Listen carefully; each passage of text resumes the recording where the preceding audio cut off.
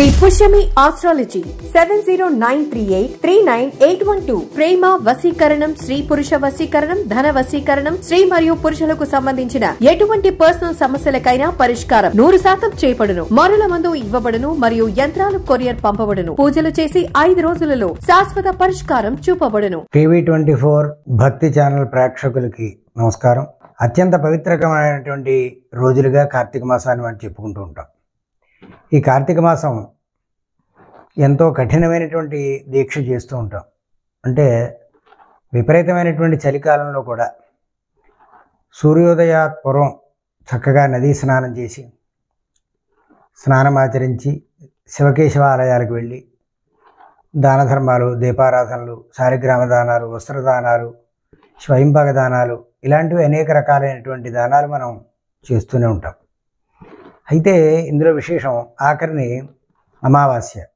చాలామందికి అనుమానం వస్తూ ఉంటుంది, ఏమంటే అమావాస్య రోజున మరి అమావాస్య కదా, ఇది పితృతిథి కదా, ఈ కార్యక్రమాలు చేయొచ్చా అని.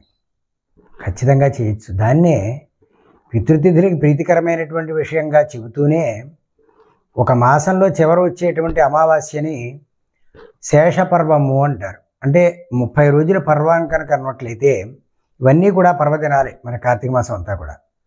అలాగే మార్గశిర అయినప్పటికీ కూడా ఈ కార్తీక మాసం అయిన తర్వాత ఆఖరి రోజున విశేషమైనటువంటి పర్వం అమావాస్య కూడా శేషపర్వము అంటారంటే కార్తీక మాసంలోదే అమావాస్య. అమావాస్య ఘడియలు దాటిన తర్వాత అయితే భాగ్యం వస్తే అది ఇంకొక మాసంలోకి వెళుతుంది. అంచేత శేషపర్వము అని చెబుతూ ఉంటారు. అయితే మనకి ఇక్కడ కార్తీక మాసంలో చివరి రోజున మనకి ఏమైందంటే కార్తీక బహుళ అమావాస్య 30వ తేదీ, నవంబర్ 30వ తేదీ రాత్రిగల అమావాస్యగా ఉంది మనకి.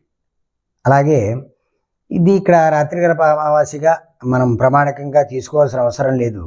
ఆదివారం నాడు ఉదయం 11:50 దాకా ఉంది. కాబట్టి ఆదివారం నాడే మనం అమావాస్యగా స్వీకరించాలి. పితృతిథులకి మాత్రం మనం శనివారం నాడు తీసుకోవాలి అని చెబుతారు. కాబట్టి ఆదివారం విశేషమైనటువంటి పర్వం కాబట్టి, శేషపర్వం కాబట్టి ఆ వేళ కూడా దీపారాధన చేయడం అనేటువంటి కార్యక్రమాలు చేసుకోవచ్చు. అలాగే తర్వాత పూరి స్వర్గం వస్తుంది. అంటే 11:50 దాకా అమావాస్య ఉంది కాబట్టి మనం ఆదివారం నాడే అమావాస్యక శేషపర్వంగా మనం తీసుకోవాలి. అప్పటిదాకా కూడా కార్తీక మాసం నడుస్తూ ఉన్నట్టు. అయితే మర్నాడు వచ్చేటువంటి పూరి స్వర్గం దాని గురించి విచారిద్దాం, ఆలోచిద్దాం. ఏమైనప్పటికీ కూడా ఈ అమావాస్య రోజున